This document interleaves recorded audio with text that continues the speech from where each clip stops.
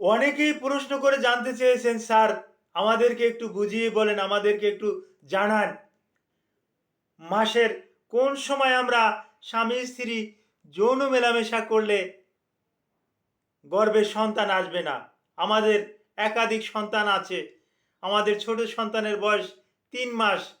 তো এমতো অবস্থায় তো আর সন্তান আপাতত নিতে চাই না, একটু ইন্টারভেল দিতে চাই, এই বিরতি দেওয়ার পরে আবার সন্তান নেব।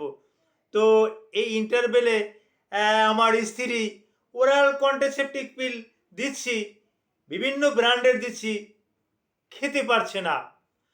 আর আমি নিজে কন্ডোম ব্যবহার করি, এতে আমারও কন্ডোমে অ্যালার্জি, আমার স্ত্রীরও কন্ডোমে অ্যালার্জি, যার পরিপ্রেক্ষিতে এটাও বাদ দিয়েছি।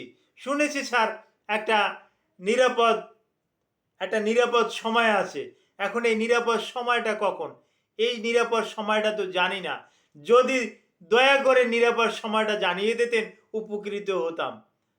জি হ্যাঁ, এখনই জানিয়ে দেব নিরাপদ সময় কোনটি। একটা মাসের ভিতরে কোন সময় এই স্বামী স্ত্রী যৌন মেলামেশা করলে গর্ভে সন্তান না আসার সম্ভাবনাই বেশি, এই ব্যাপারে আলোচনা করব। আলোচনাটি মনোযোগ সহকারে দেখুন, আপনি নিজেও জানতে পারবেন এবং আপনি আপনার হিতাকাঙ্ক্ষী বন্ধু বান্ধবদেরকে জানাতে পারবেন। আসসালামু আলাইকুম রহমতুল্লাহি ওবারাকাতুহু। আমি ডাক্তার মীর শহীদুল ইসলাম। আমার চেম্বার শুভেচ্ছা 255, ঐতিহ্যবাহী শেখঘাট, সিলেট। যে কোনো একটা সার্চ ইঞ্জিনে ডাক্তার মীর শহীদুল ইসলাম কথাটা লিখে সার্চ দিলে আপনি আমার সম্পর্কে বিস্তারিত তথ্য পেয়ে যাবেন। দর্শক শ্রোতা, আর দেরি নয়, আলোচনা করব safe period and danger period. এই সেফ এবং ডেঞ্জার পিরিয়ডের উপরে গুরুত্বপূর্ণ কিছু আলোচনা করব। আলোচনাটি মনোযোগ সহকারে শুনুন।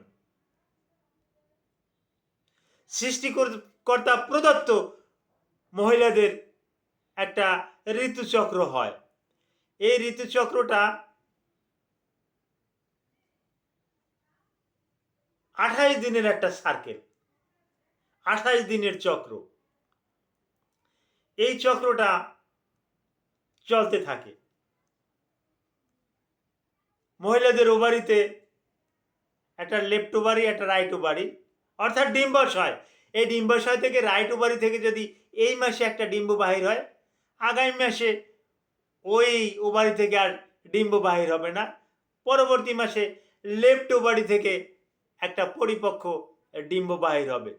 এই পরিপক্ক ডিম্ব এটা ঠিক 14 দিনের দিন বাহির হবে। এই 14 দিনের দিন যে বাহির হবে, অর্থাৎ যেদিন মাসিক শুরু হলো, ওই দিন থেকে শুরু করে 14 দিন, এই 14 দিনের দিনই একটা পরিপক্ক ডিম্ব বাহির হবে। এটাকে আমরা চিকিৎসা বিজ্ঞানের ভাষায় ওভুলেশন বলে থাকি। এখন এই ওভুলেশন পিরিয়ডে যদি কেউ ইন্টারকোর্স, যৌন মিলেমিশা বা সেক্স করে, তাহলে জাইগোট, একটা ভ্রূণ তৈরি হওয়ার সম্ভাবনা আছে। এখন এই যে মহিলাদের ডিম্বাণু, এই ডিম্বাণুটা 14তম দিনে শুরু হয়ে এটা কিন্তু 48 ঘন্টা বা 2 দিন জীবিত থাকতে পারে। তো কাজে এটা তৈরি হওয়ার পর 2 দিনে মেলামেশা করা অনিরাপদ, কারণ তখনই জাইগোট হতে পারে, কনসেপ্ট করতে পারে। অনুরূপ পুরুষের যে স্পাম,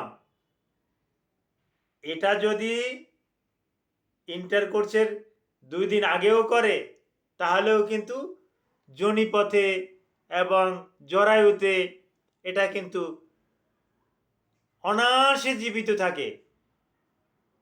এটা 72 থেকে 76 ঘন্টা, 72 থেকে 96 ঘন্টা, অর্থাৎ 4 থেকে 5 দিন পর্যন্ত বেঁচে থাকতে পারে। যার পরিপ্রেক্ষিতে রোগীদেরকে আমরা বলি যে আপনার যেদিন মাসিক শুরু হলো এটাকে 3টে ভাগে ভাগ করেন, 10 দিয়ে ভাগ করেন। 3টে ভাগে ভাগ করলে হবে 10 দিন 10 দিন 10 দিন 30 দিন। এই যে 30 দিনের ভাগ করে ফেললেন, এক একটা ভাগে পড়লো 10 দিন। প্রথম ভাগটায় ধরেন মাসিক শুরু হলো, মাসিকের সময় ইন্টারকোর্স করা এটা হারাম, মুসলমানদের দৃষ্টিতে এটা হারাম, তখন যৌন মেলামেশা করা যাবে না। তা এই সময় এমনি আপনি বিরতি। এই যে মাঝের 10 দিন, এই যে মাঝের 10 দিন অর্থাৎ 10 তারিখ থেকে 20 তারিখ পর্যন্ত, এই তারিখটাই ডেঞ্জার পিরিয়ড। এই সময় ইন্টারকোর্স করলে গর্ভের সন্তান আসতে পারে। আবার 20 থেকে 30 তারিখ পর্যন্ত এই সময়টা 100% সেফ পিরিয়ড। এই সময় যৌন মেলামেশা করলে স্ত্রীর গর্ভে সন্তান আসে না। এ ব্যাপারে আপনাদের আরও কিছু জানার থাকলে ভিডিওর কমেন্ট বক্সে কমেন্ট করুন, আমি আপনাদেরকে অবশ্যই জানিয়ে দেব। Thank you all.